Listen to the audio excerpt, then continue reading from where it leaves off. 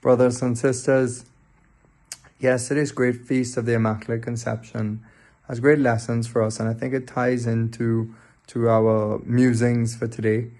And in that great feast of the Immaculate Conception, there is this great mystery of Mary being favored and chosen. And Mary is immaculately conceived in the sense that she was born without sin. She was completely favored by this singular grace to be prepared as the home for God, to take flesh in her, and for God to enter the world through her and this incredible home. And God did this for Mary out of great love, and he did it out of love for us, to prepare such a home in Mary, and to give Mary this great grace. So he gave Mary this great grace, and in a real way, it's a singular grace in which we too benefit from. And so it just shows how God's goodness for one person is also always in view of the whole, of the greater good, all our good.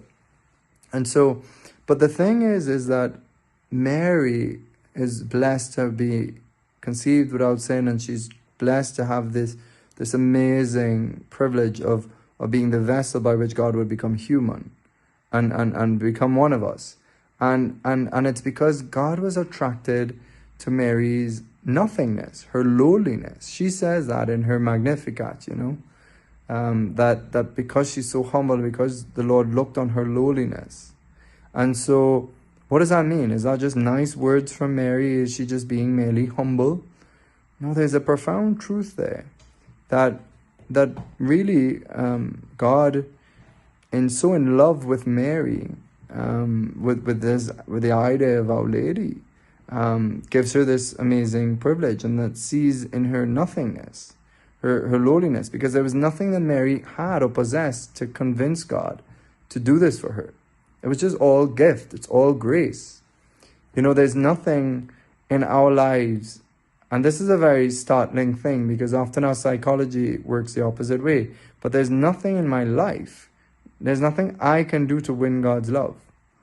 And we have to really let that sink in.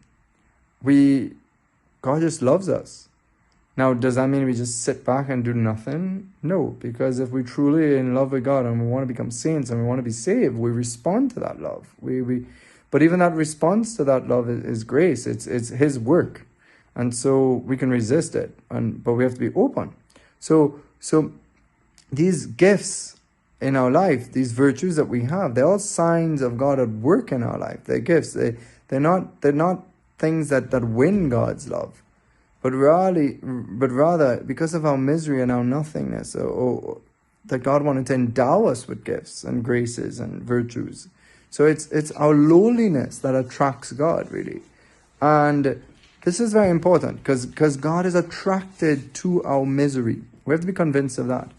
And this is why when we sin, and maybe not intentionally, but we are sinners, we fall into sin. But even as if we sin gravely, and we beg God for that sorrow, He is attracted. It's just in His nature, His goodness and love, to want to come to rescue us, to save us. Remember, Jesus said, I came for sinners. And He had in mind big sinners, the worst of the worst. And we see that in the history of the church, the glorious triumph of grace in souls who did terrible things. And yet God used them to be great saints. Look at St. Paul. He was persecuting and hunting down Christians. And yet God would choose him to be one of the greatest of apostles. So, Archbishop Martinez gives an example of a comparison between a king that falls in love with a peasant maid. And he says, because he's in love with her, he gives her rich clothing and precious jewels. Who is going to believe that it was the clothing and the jewels that attracted the king to the peasant? For these were later gifts of the king. Before them, there was something else in the peasant that attracted him. So the same thing, the way God comes to us and helps us with His grace and wants to help us. It's not because we're good. It's not because we are at the top of virtue and the heights of sanctity to be able to then win the privilege of speaking with Him. No. St. Faustina is very clear that the greatest sinners have a greater entitle on His mercy. This is the logic of the gospel.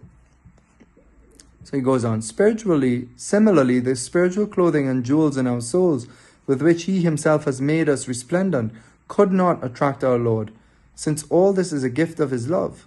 Beforehand, something in us attracted him. And this can be nothing but that which we alone have of ourselves, our misery and of our nothingness. In this way, our misery and our nothingness are our titles to be loved. Hence, when we present ourselves before God, instead of making a show of our pretended virtues, we must recognize and confess our misery and our nothingness, for they are what really attract God. This is why I do not tire of repeating that there is an infallible means of attracting our Lord. There's a certain means to attract God. And I shall dare to say it, of obtaining from him whatever we will, namely our nothingness. A soul that abases, humbles itself before the all-powerful God. If we would understand this, how our life would be transformed. And furthermore, the spiritual display which is so common among souls would be an end. In other words, if we go to God with empty hands, really relying on him, it's in his nature to fill us up.